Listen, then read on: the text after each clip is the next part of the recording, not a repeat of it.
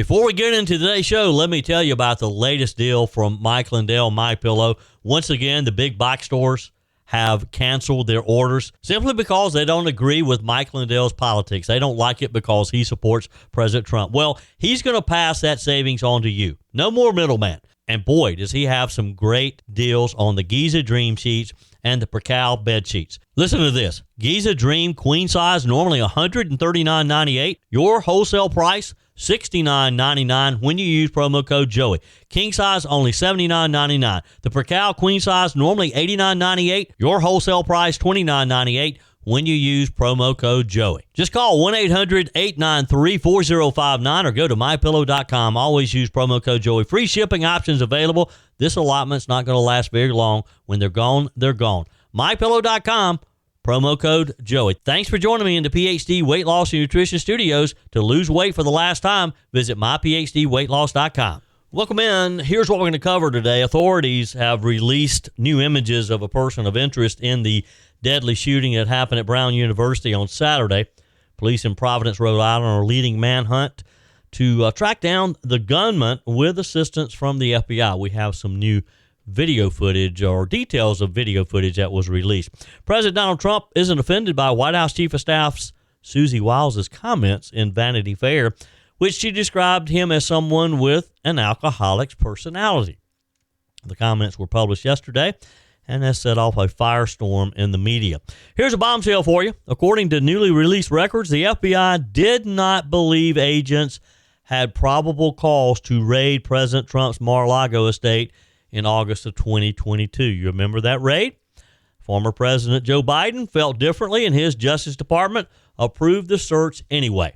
And South Carolina Senator Josh Kimbrell joins us on today's show to talk about legislative issues facing the General Assembly when returning to Columbia in January. And we also talk about the issue of chemtrails. A bill is being considered that would ban the practice in airspace over the Palmetto State. Senator Kimbrell believes this is much to do about nothing and voted against advancing the bill to the full committee. I told you we'd be back. And ye shall know the truth, and the truth shall make you free. It's Joey Hudson. I wanted to name it the Joey Hudson bill, but, they don't allow you to put names on bills. But I wanted to call it the Joey Hudson bill because I know that one's been near and dear to you for a number of years. That's how it's done. Let your voice be heard. And the truth shall set you free. Here's Joey Hudson. Quick update on the Brown University shooting suspect. Providence Police Chief Colonel Oscar Perez Jr. said during a news conference yesterday the agency only has video from outside the Barris and Holly Engineering building where 2 students were fatally shot and 9 others were wounded on Saturday. Rhode Island Attorney General Peter Narana added that while there are cameras inside the building, there was a major addition to the building within the last 5 years, and the older section does not have many, if any, cameras. The Attorney General said the building is on the edge of the Brown campus. Where the shooting took place is at the edge of that building, and then you're very quickly into a residential neighborhood. Chief Perez said he could not confirm the person of interest's age or if he is a Brown University student. During the press conference, authorities showed a montage of video footage from various private homes and businesses of the person they believe to be the shooter, and the chief is asking everyone in the area to please review their video footage over the past week. And the reason we have shown these videos, there's a purpose, right? So as you can see, they're enhanced photos, there's enhanced video footage, and so we're asking the public to ensure that they can see here that you want to focus on the body movements, the way the person moved their arms, the body posture, the way they carry their weight. I think those are important movement patterns that may help you identify this individual, which is extremely important. Another thing that we're going to ask the public is if you have any type of camera system, including Teslas, in your property. And this video that you just saw behind me, it all comes from the residential block of Waterman Avenue, Power, Ives, and Hope Street. And it's those residential areas that we're asking the public to look, if you have any camera systems or any Teslas, like I mentioned, that you look at that footage and that you can reach out to us and please provide us anything that you have. And we're asking you to go back at least a week to do that. And the reason for that is because on Saturday night, the day off, we actually learned that this individual was in that neighborhood at around 10:30 in the morning. We also know in this profession that many criminals will case out an area weeks and days prior. And so it's important for us to ensure that we can have you look at that and help us. And the reason for that is because our officers, our agents, are looking at terabytes of data. And we're looking for a moment that is shorter than somebody taking a breath.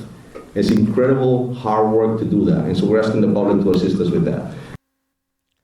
Chief Perez announced during the news conference that the person of interest in the fatal Brown University shooting was casing out the area prior to the tragedy.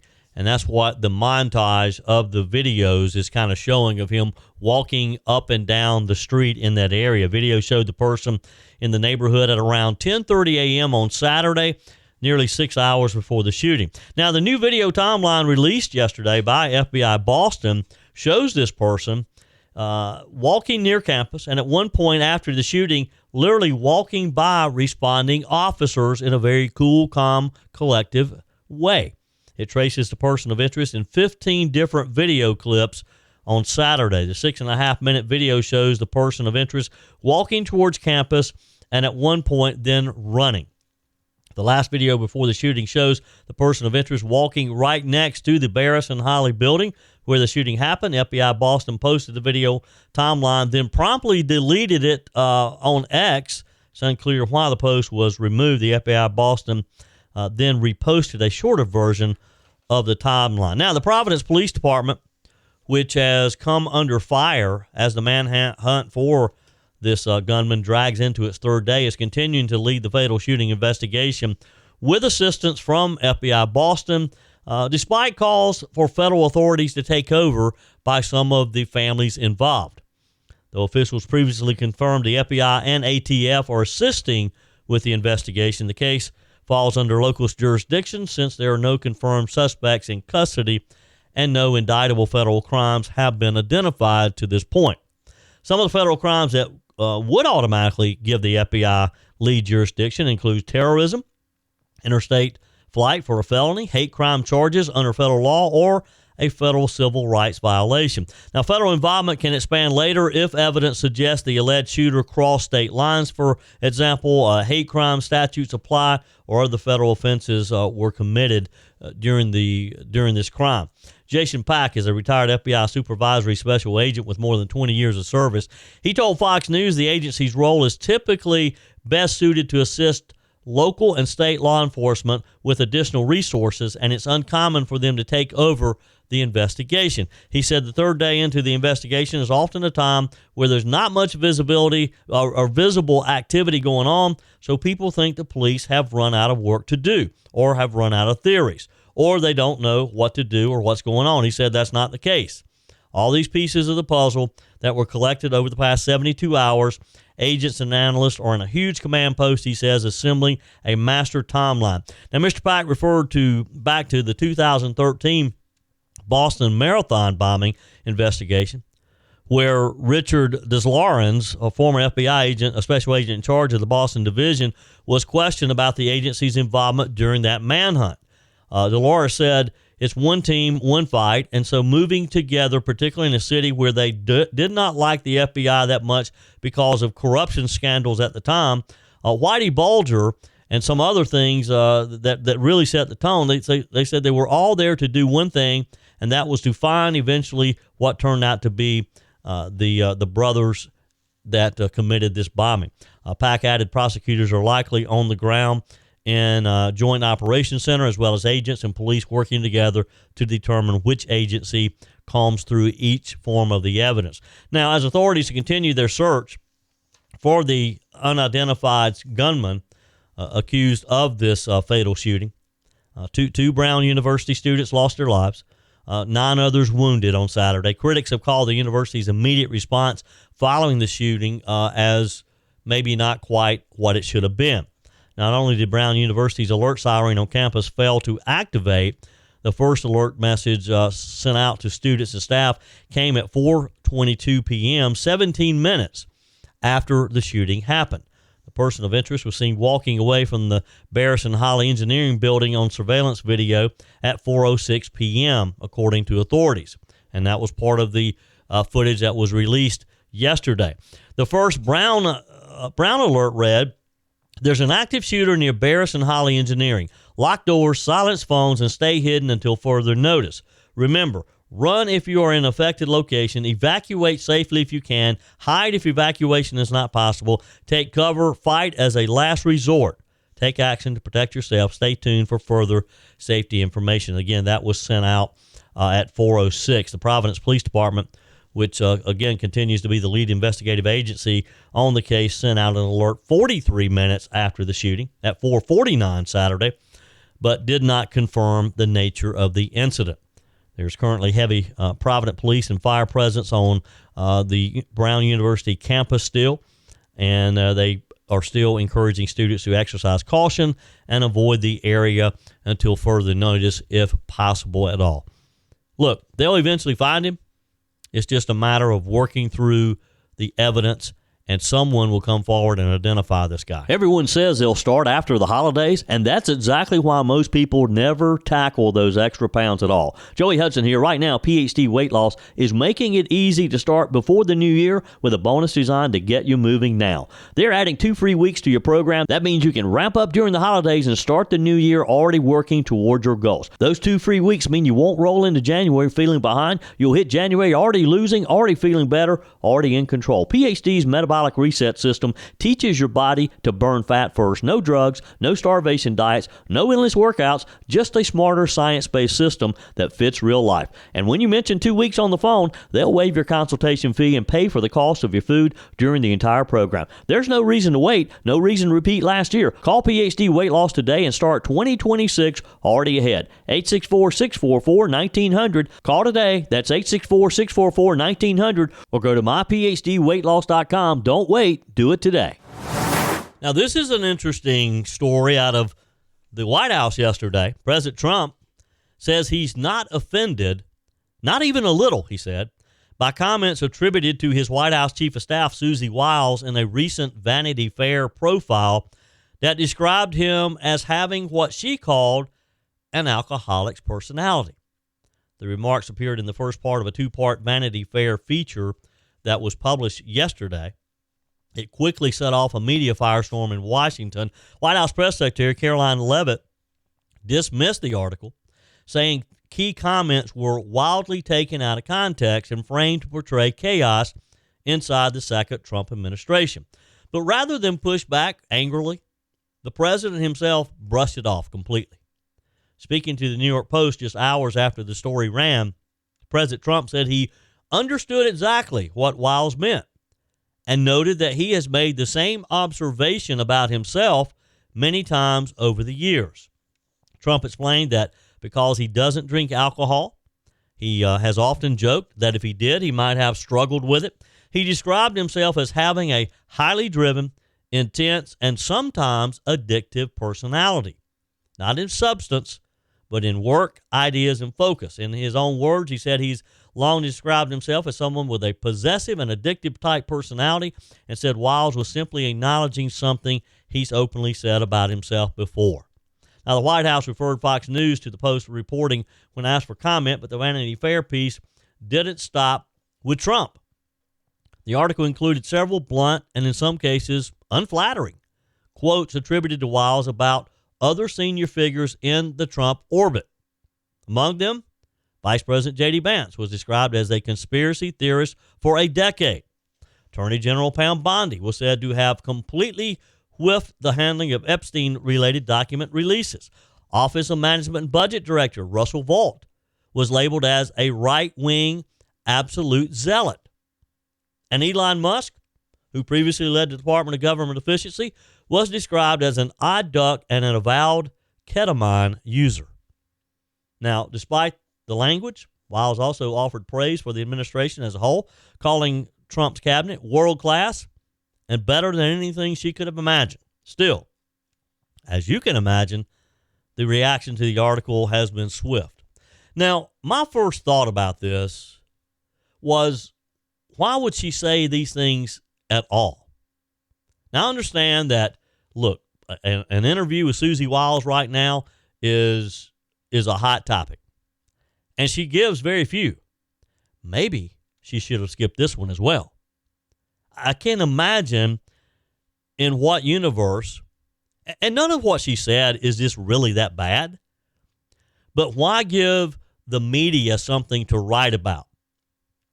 Why would you say that, even if you believed it, that the Attorney General had completely whiffed the handling of Epstein-related document releases? Why would you say that Vice President J.D. Vance is a conspiracy theorist and has been for a decade? Why even put that out there? What did she have to gain by it? Wiles herself took to social media, calling the Vanity Fair piece a disingenuously framed hit piece, not just on her, but on what she described as the finest president, White House staff, and cabinet in history.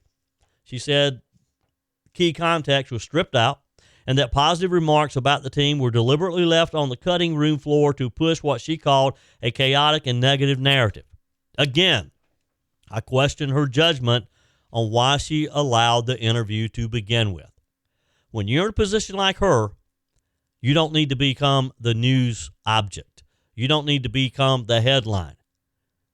She should have never done the interview. You agree? Text me. Email me, joe@joeyhudson.com. Leave me a quick message on the MyPillow message line, 864-477-JOEY. Always use promo code Joey when you go to MyPillow.com. Take advantage of the great deals. The MyPillow slippers right now, $39.99 when you use promo code Joey. They make great Christmas gifts. But really, why would Susie Wiles do this? Because when you agree to the interview and you sit down with the interview, you're giving complete control over the writer. And Vanity Fair is not someone who is a big fan of Donald Trump anyway. Vice President J.D. Vance addressed the comments during an event in Pennsylvania, saying he and Wiles have actually joked privately about the conspiracy theorist label. Vance quipped that sometimes he is a conspiracy theorist, but only when the conspiracy turns out to be true. Attorney General Pam Bondi also stepped in to defend Wiles, saying attempts to divide the administration would fail. Bondi said the team is united, describing the administration as family, and warning that efforts to undermine President Trump's achievements will not succeed. Russell Volt likewise came to Wiles' defense, calling her an exceptional chief of staff and saying this has been the smoothest, most effective period he's experienced working under Trump across both administrations. Secretary of War Pete Hegseth went even further, accusing the left of following a familiar playbook, attacking effective leaders to weaken the administration. Mr. Hegseth called Wiles the most trusted, professional, and effective chief of staff of his lifetime. Again, I question why she put herself in that position. Why give them the opportunity? Because you got to know Vanity Fair is not going to be fair. There's nothing fair about Vanity Fair when it comes to the Trump administration. United Nations Ambassador Mike Waltz, who previously served as National Security Advisor, praised Ms. Wiles as calm under pressure, results-focused, and one of the most effective political operators he's ever known. And the list goes on. Treasury Secretary Scott Bessent added his voice, calling Wiles the single most effective operator he's ever worked with, praising her loyalty, discretion, and relentless focus on results. Bessent argued that the Vanity Fair portrayed highlights exactly why, in his words, the chattering classes lose their minds as the administration continues to notch wins for the American people. As of now, neither Elon Musk nor Condé Nast, which owns Vanity Fair, has responded publicly to requests for comments. What's clear is that instead of igniting division, the Trump administration claims that they're all on the same page. What if I told you the FBI did not think it had probable cause to raise Donald Trump's home, but the Biden Justice Department did it anyway? Newly released internal emails show that FBI agents themselves warned they did not have the legal threshold to search Mar-a-Lago, and yet the raid went forward. So in today's episode, we're going to walk through what those documents reveal and why this matters far beyond Donald Trump. We're learning new details today about one of the most controversial law enforcement actions in modern American political history. The 2022 FBI raid on President Trump's Mar-a-Lago estate and the new information raises serious questions about how that decision was actually made. According to newly released internal FBI records, agents themselves did not believe they had probable cause to carry out the search. And yet the Department of Justice, under then President Joe Biden, approved it anyway. Those documents were released this week by Senator Chuck Grassley of Iowa, the chairman of the Senate Judiciary Committee, and they offer a rare look behind the curtain at the internal debates that took place before federal agents showed up at Mar-a-Lago on August the 8th, 2022. And what they reveal is striking. The FBI had doubts. Let's start with what the FBI was saying internally. In a July 13, 2022 email, less than a month before the raid, an FBI official in the Washington field office expressed clear frustration. Let me quote, "We haven't generated any new facts, but keep being given draft after draft after draft," the official wrote, "absent a witness coming forward with recent information about classified materials on site. At what point is it fair to table this?" A valid question. Now, that same email describes 6 weeks of investigative efforts as counterproductive. That matters because probable cause isn't a technicality. It's a constitutional requirement. It's the legal standard that protects Americans like you and me from unreasonable search and seizure. And according to these records, FBI leadership believed that standard had not been met. Another internal communication states plainly that the Washington field office does not believe and has articulated to DOJ that we have established probable cause for the search warrant for a classified records at Mar-a-Lago. That's not political commentary. That's the FBI's own assessment. Now, it's also important to remember the context. Just weeks earlier, in June of 2022, Trump's legal team had complied with a subpoena and returned documents to the government. FBI officials acknowledged internally that interviews with witnesses had not produced evidence that additional classified material remained at the estate after that point. In other words, there was no new witness, no new tip, no new discovery that suddenly changed the facts on the ground. Yet the pressure to move forward did not stop because Joe Biden and the Biden administration wanted to try to nab Donald Trump. The emails show that while FBI officials were raising concerns, the Justice Department was pressing ahead. One FBI message described leadership looking for what they called a second path to justify the warrant, even without new evidence. Another email chain revealed concern that the FBI officials about how the search would look to the public. Interesting that you care what the public thinks. They emphasized that if a warrant were executed, it should be done in a professional and low-key manner with awareness of the optics involved in searching the home of a former president. Now, there was nothing low-key about that search. Do you remember that day? Do you remember all the national news media being alerted? Somebody tipped them off, and they show up in the early dawn hours of that day to search a former president's home? Those concerns were brushed aside, though. Court filings later revealed that a senior DOJ official, George Toscas, a top attorney in the Justice Department's National Security Division, said in a phone call that he, quote, frankly didn't give a damn about the optics. He didn't care how it looked. Ultimately, Attorney General Merrick Garland signed off on the search, overruling objections from senior FBI officials, including the head of the Washington field office at the time. So on August the 8th, 2022, dozens of FBI agents arrived at Mar-a-Lago in Palm Beach, Florida. President Trump was not there. He and his family were in New Jersey. Agents searched multiple areas of the property, including Trump's private office and residential quarters.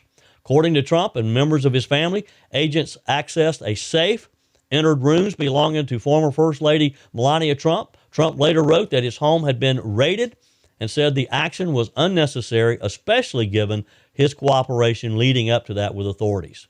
He said, "This unannounced raid on my home was not necessary or appropriate," he wrote at the time. Regardless of how one feels about Donald Trump personally, the optics were unprecedented. Never before had a former president's home been searched in this manner. In June of 2023, Special Counsel Jack Smith charged Trump with dozens of felony counts related to the handling of classified documents. The case became one of the central legal battles of the 2024 election cycle. And that's what they wanted. That's what they were offered. They weren't looking for justice. They weren't looking for truth. They wanted Donald Trump to be fighting legally rather than being able to spend his time campaigning for the presidency. But last year, U.S. District Judge Eileen Cannon dismissed the case entirely, ruling that Smith had been unlawfully appointed as special counsel without congressional authorization. That ruling effectively erased charges stemming from the Mar-a-Lago investigation, which brings us back to today and these newly released records. Senator Chuck Grassley called the documents shocking. In a post on X, he emphasized that the FBI itself did not believe it had probable cause, yet the search went forward anyway. Grassley described the situation as a miscarriage of justice and said the records raised serious concerns about politicization inside the federal government. Now, to be clear, this does not prove malicious intent. It does not automatically mean laws were broken, but it does raise questions about process, about pressure, and precedent. If federal law enforcement can move forward with a search of a former president's home, even when agents themselves doubt probable cause, what does that say about the guardrails in place? Maybe there are no guardrails in place. What does it say about independence? And what does it mean for public trust? The FBI, for its part, says the release of these records is intended to help restore trust in the Bureau. Are you feeling more trusting of the FBI right now? In a letter accompanying the documents, an FBI assistant director said that transparency is necessary to maintain that credibility with the American people they're seeking. Whether this transparency restores confidence or maybe it deepens skepticism, that remains to be seen. This episode is now part of a broader debate in Washington about law enforcement, politics, and more importantly, accountability. Republicans are calling for further investigation into how the decision was made, who applied pressure, and whether DOJ leadership overstepped their bounds. Democrats argue that the rule of law applies equally to everyone, including former presidents. And the American public left weighing two competing concerns: accountability at the top and restraint by powerful institutions. At a very minimum, these documents confirm one thing. Inside the FBI, this raid was far from a slam dunk. There were doubts, there were warnings, and those warnings were overruled. As more records come out and congressional oversight continues, the Mar-a-Lago raid will remain a defining moment, not just for Donald Trump, but for the institutions tasked with enforcing the law. And the question now isn't just what happened, it's whether lessons were learned, because in a constitutional republic, how power is exercised matters just as much as who holds it. Your comments are welcome on the Furman Ford text line, 864-477-JOEY. That's 864-477-5639. Emails always welcome, joey@joeyhudson.com. Speaking of the Furman Ford text line, it's never been more important to support locally run businesses owned by people who actually live here in the upstate. Let me take a minute to talk with you about our friends at Furman Ford. If you're looking for a new vehicle, maybe a great pre-owned vehicle, one you can trust, or maybe you're looking to order that special vehicle. Either way, if you want a new one, a brand new one, or a pre-owned that you can trust, the folks at Furman Ford, they're there to help you. Their name is on the sign because their name is on the line, because every single transaction is important to them. Jim Furman, Matthew Furman. They do business the right way. When you stop by, when you give them a call, or maybe when you just send them a quick email, you're always going to have access to a member of the Furman Ford family. And by the way, they also offer great service, and you're not going to have to wait weeks and weeks to get it done. And you do not have had to purchase your vehicle at Furman Ford. Doesn't even have to be a Ford. They service all makes and models. Visit my friends at Furman Ford online at furmanford.com, furmanford.com.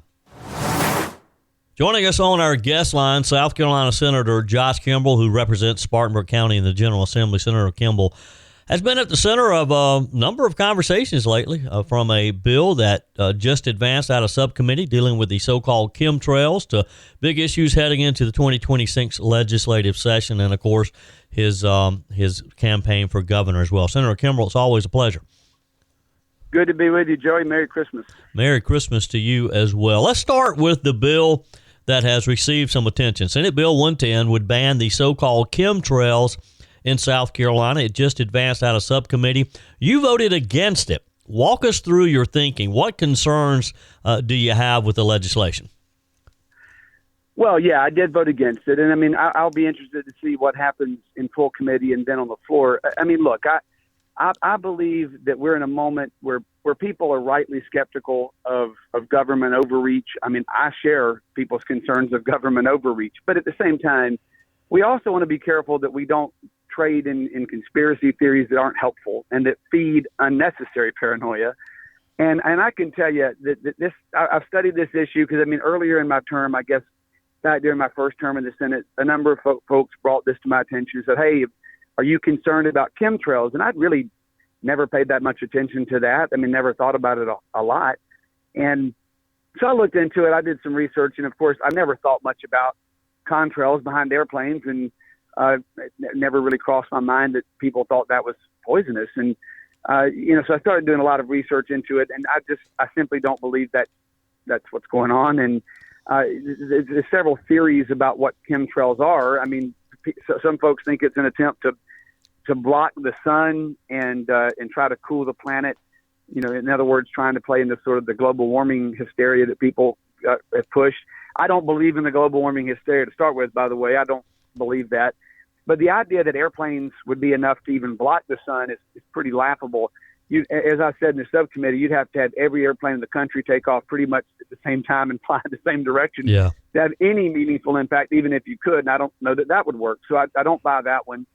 The other folks have said that there's an attempt for population control, that there's some canisters and vials of viruses and all that's pumped into the atmosphere behind airplanes. A number of problems with that. I mean, one is the extreme temperatures. If you tried to push that out of a jet engine, the jet engine alone, the temperature would incinerate any virus. And then even if that didn't, the extreme cold, those altitudes at 30,000 feet, et cetera, would freeze or kill any kind of virus. So it just doesn't seem to make a lot of sense. And I think when you start talking about, and that bill didn't necessarily do it, but some folks were talking about already amending it to include significant criminal penalties and make it a felony for a pilot to spread anything into the atmosphere. And I'm thinking, okay, are we really wanting to go down the road of a private pilot or even a commercial pilot who's just trying to do a job being subject to a criminal investigation for flying an airplane on a cold day? I'm very skeptical of government just putting out a bunch of new regs and laws, particularly on untested theories. Yeah. The thing that I don't understand, and I've read the bill and I've read some of the testimony, some of the witnesses that day. Senator, what I don't understand is how would we even enforce it? I mean, are we going to put state troopers in the air? I mean, how do we determine, who these planes are and how do we enforce this?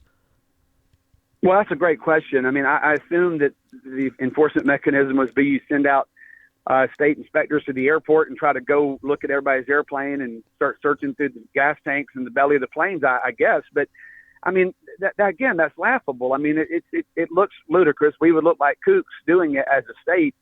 And, one of the greatest things here in the upstate recently that's helped our economy is Greenville-Spartanburg Airport. We've got a lot more direct flights out of GSP than we've ever had, and that really helps our traveling public. We also have a huge cargo terminal at GSP, which has helped our cost of goods. A lot of businesses rely on that cargo terminal, including BMW and the supply chain, Amazon. So a lot of folks here in the upstate particularly love getting their packages in 1 day or 2 days with Prime. Well, in no small part, that's a function of that cargo terminal at GSP. If we start sending troopers out to the airport inspecting planes, a lot of these airlines that provide that service go, this is crazy. We're not going to South Carolina because we're going to have the chemtrail cops out there. So I couldn't support that, and that's why I voted against it. I think it's bad for the economy, and it's scary for pilots just doing their job to be subject to potential prosecution for flying a plane on a cold day. I just think that kind of conspiracy theory is not helpful. Yeah.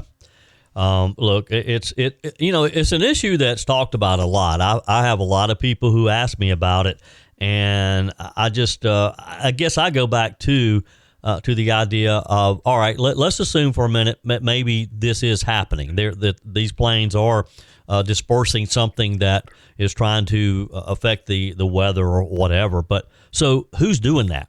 Who's responsible for putting that up there? The federal government? Is there some other agency out there that we're not aware of? That's what I don't understand, is why someone would want to do that. If you listen to the testimony that came to us, I mean, so I asked some of the same questions. Well, one of the craziest answers, and I'm sorry to say crazy, but it was crazy answers. One of the craziest answers that was given to me in the subcommittee by one of the witnesses that came to speak was, he said, well, a lot of what's happening is these, and he never fully answered that. I mean, on the one hand, he says it's the Air Force, and then on the other hand, it's people like, Bill Gates and all. It's always Bill Gates, right? It's always Bill Gates and these guys. I mean, I'm not saying I'm some huge fan of Bill Gates. I don't know the guy, but I mean, it seems like Bill Gates must have 36 hours in a day, because that guy seems to be behind everything. But I mean, it's just never really a clear answer to me who's doing it in the minds of the folks that think it's happening. But one of the things that they said is, well, what's really happening is the reason they changed the cargo carry-on bag limits in the early 2000s is we had to get the weight down on planes so we had more room in the belly for the chemicals. I said, for the chemicals? He said, yeah, but they're dispersing into the atmosphere. I said, so you think that the carry-on restrictions in the early 2000s were related to chemicals in the belly of planes? And he said, yeah, absolutely. I said, you don't think maybe that had something to do with 9/11 and the fact that people carried box cutters on the planes and attacked the country? No, that was all a ruse. So you start to see that it's just a rabbit hole that these folks go down. It's like, I said, well, you can still check a bag. I mean, even though there's carry-on restrictions, you can still check a bag. So if you put the bags in the belly, where do the chemicals go then? And there was really no clear answer. So it's a very ill-defined concept, and there's no clear answer really on who's supposedly doing it and how they're doing it, which again kind of speaks to my point that I don't think it's happening anyway. And we're supposed to be passing a bill in the minds of some of these folks to essentially make it a felony or prosecute people for something that we can't really prove is even going on. And I don't think that's a good basis for making new laws. Yeah. Senator Josh Kimbrell is my guest today. All right, so looking ahead to the 2026 legislative session that begins in January, other than chemtrail, what are the other top priorities that you see you guys facing as you go back into session? Well, I think you're going to see us really make a strong move toward tackling some regulatory reform. That needs to happen. I mean, I've been talking about that for years. A lot of us have, but I mean, we really need to tackle regulatory reform, get these regulations under control.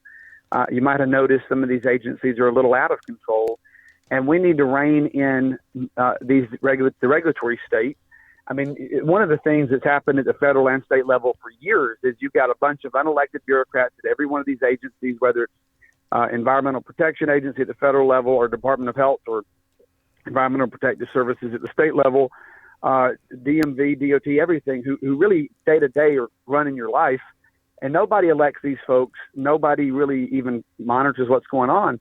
And there's 5,500 regulations on the books in South Carolina. Most people don't know that. 5,500 regulations.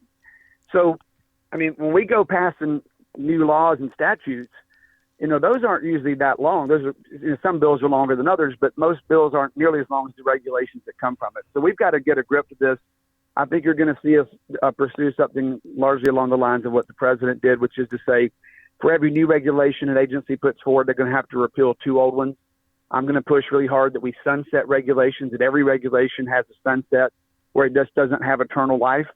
And we start to really evaluate what these agencies do. I mean, I think that is going to be a top priority. Tax reform, we really need to get a grip on cutting income taxes and property taxes. We've got to really analyze the property taxes. Our property taxes are really out of control.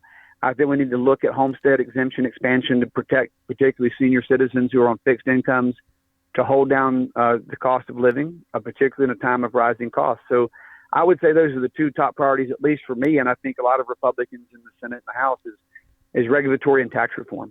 Yeah. For those who may know you as State Senator Josh Kimbrell, but are just beginning to learn about your gubernatorial candidacy? What do you want them to understand about your vision for South Carolina, and why should they cast that vote for you next June? Well, I've always been a fiscal and a social conservative. I believe you have to do both. I mean, I want to protect the culture of our state as well as the economy of it. I mean, you got to do both. It can't be just that you want to reduce regs or cut taxes, which I want to do both. You've also got to protect our culture of life, protect our belief in faith and family, protect our culture of belief in God, defend common sense as it pertains to our children and two genders and just basic American values that we've always stood for in this country. And I would be for both, common sense on fiscal and social policy. But at the end of the day, what I feel has happened in Columbia, Joey, since I've been there, this is my 6th year in the Senate coming up. I've been in there 5 years now. Is really we have a system where we've got the House kind of doing its thing, and a lot of it's very good. The Senate kind of doing its thing, a lot of it's very good. The governor's office kind of doing its thing. And the problem with that is you may get something really good through the House, really good through the Senate, and then nothing really happens because they're contradictory. You need somebody to quarterback that. And one thing I've tried to do since I've been in this race is be positive-minded. I've not attacked other people. I've not been out there slamming opponents or getting involved in the drama of it. I don't like attacking people. It's just not the way I roll. I would like to quarterback the agenda and get everybody in the room and say, okay, we all generally agree on these things. We think these are good conservative reforms. Where can we find common ground and get it done? We need somebody to coordinate these efforts. If I'm fortunate enough to serve as governor, I'd be very collaborative with the House and the Senate and try to be a team player. I think we need Team South Carolina approach where it's not let's go cut each other's throat and try to outdo each other or out-tweet each other on. I watch these Twitter wars in Columbia between House and Senate members. There's this rolling rivalry. We've got to stop that and get on the same page as Republicans and do the right thing for the people here, and that's what I would do. Yep. Senator Josh Campbell, it's always a pleasure. Hope you have a Merry Christmas, and we'll catch up with you as we start the new year. Always good to talk to you too, Joey. Merry Christmas. That's it for today's edition of Just the Truth. Thanks for joining me in the PhD Weight Loss Studios. To lose weight for the last time, visit myphdweightloss.com. If you haven't joined my mailing list yet, visit my website, joeyhudson.com. Click on the Connect with Joey button so that you can receive our emails and the most up-to-date news. Also, join me on my YouTube channel. Be sure and like, comment, and subscribe. Just search for Joey Hudson. As always, thanks for spending a few minutes of your day with me. Do me a favor and forward this episode to a few friends. Just click on the share button and send to your contacts. We need to build an army of conservatives to win our country back, and we can do that by continuing to share the truth with our friends and family. Keep those comments coming via the Furman Ford text line 864-477-JOEY. Email to joey@joeyhudson.com, and I love your messages on the MyPillow message line. Again, that's 864-477-JOEY, 864-477-5639. Be sure and take advantage of the MyPillow special, just $14.88 on the standard MyPillows when you use promo code Joey. Order online at mypillow.com or call 800-893-4053. We're back again tomorrow and hope you'll plan to join us. Until then, remember, God's got this. He's still in control.